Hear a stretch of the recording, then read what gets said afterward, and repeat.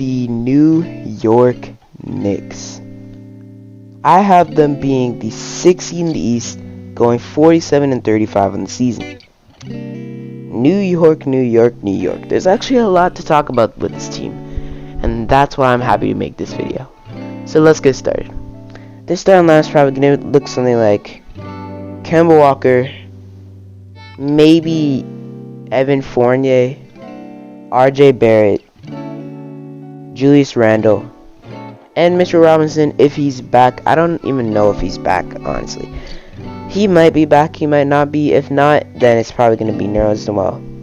But I'm hoping he's back, because they were scary last year. With Mitchell Robinson here, they'd be even scarier, especially defensively. Because, but yeah,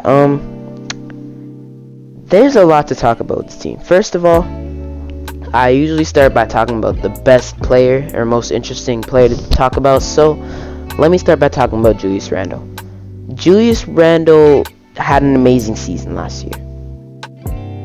Is he gonna continue that this year? That's probably gonna be the title of this video, because Julius Randle had a breakout year last year. He won Most Improved, he averaged like 20 points a game, and he brought the Knicks to the playoffs. But I don't know if he's gonna do that again this year. He might have a Pascal Siakam type year, but the main reason Pascal Siakam fell off the next year was because of COVID. And Julius Randle didn't really get affected by COVID. So, he did get affected by COVID. He just didn't directly get affected. Like, he didn't get it.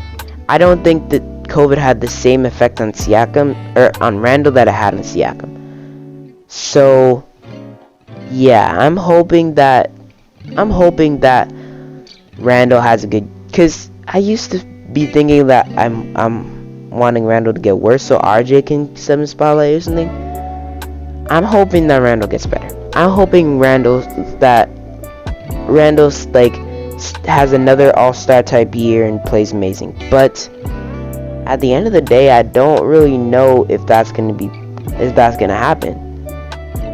So hopefully, the chances are Randle will have a good year again. It's just I don't know if that's confirmed. He might just have a really big year and then fall off, or he might have a good year and then continue that greatness and bring the Knicks to the playoffs yet again. So at the end of the day, anything is possible. Continuing on with the team, Derrick Rose is back, which is a good pickup, of course. He was carrying them in the playoffs when Randle couldn't, and they needed him on this team. He's like partly the heart and soul of this team, in my opinion. He's like the team's leader. And he's coming off the bench, which is kind of questionable. It makes sense though, since they have Kemba, and Kemba's more of a starter. So I really like what they did in the offseason. If I had to grade this team's offseason, it would be like an A. Because Kemba, first of all, Kemba, amazing pickup. Evan Fournier, amazing pickup. And really, those two moves sold me on this team. Because it's like, I don't even know how to explain it. That Kemba, like, you guys can't forget, Kemba used to be a ridiculous player for his team. Kemba used to be on the Hornets. Kemba was built different. He was all-star starter talks. He was like that good. He would be like considered top, well, not top 5, because there's Curry, Chris Paul, Westbrook. Who else is there? Curry, Chris Paul, Westbrook, Kyrie, and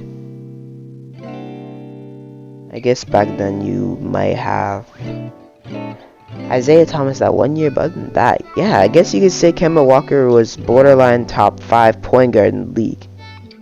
That's how good he was. For the kids who don't know, Kemba Walker was really doing stuff like this. Kemba Walker, or not like this, but he was really balling back then. He was actually good. So if he goes back to that form this year and the Celtics was holding it back, that would be that would be absolutely amazing. Cause I want Kemba to be good. He started off his career with a ridiculously terrible team, and where his second best player most of the time was either Cody Zeller, Nicholas Batum, or Jeremy Lamb. And now he's actually on a good team.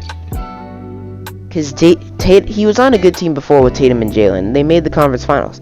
But now he has Evan Fournier, Julius Randle, RJ Barrett, Mitchell Robinson. Just talking about this team makes me feel happy for Kemba. I just want Kemba to win. Because Kemba hasn't had anything really in his career other than money and points. I just want him to win something. I just want him to make it to the final. If Kemba made it to the finals, I'd be so happy. Kemba actually used to be one of my favorite players, and now he's like, when he went to the Celtics, I was like, ugh, why Kemba? But now that he's on the Knicks, I'm like, oh yay, Kemba. Like, it's amazing to see Kemba I want this team to be good for Kemba's sake. That's my point. Now moving on to the rest of the team, you got Emmanuel Quickly, the sophomore now off the bench. He showed out last year. He was one of those guys like Tyrese Maxey and Cam Porter Jr. who was just playing pretty well. So I think he's gonna have another season like that this year, maybe even better. And coming out the bench behind Fournier and Kemba's in the same lineup as Derrick Rose, that's gonna be really nice to see. We're also gonna see the only position where I'm kind of worried on this team is the small forward backup, because I don't know who they have there. They probably signed somebody who I don't know about, but I don't know who they have there. So yeah, that's the only position I could ever be worried about right now, because this team is looking nice. At the end of the day, New York, if I wish I was a New York fan right now, because New York is looking really good. Alec Burks, they have him play small forward. Oh. Anyways, I think that's where I'm gonna end off. If you enjoyed, like, subscribe, share, comment down below tips, tricks, or ideas that you have to do this channel, or no, topics that you have me to talk about on this channel. And that'll be for me today. I'll see you guys next time. I'm out. Peace.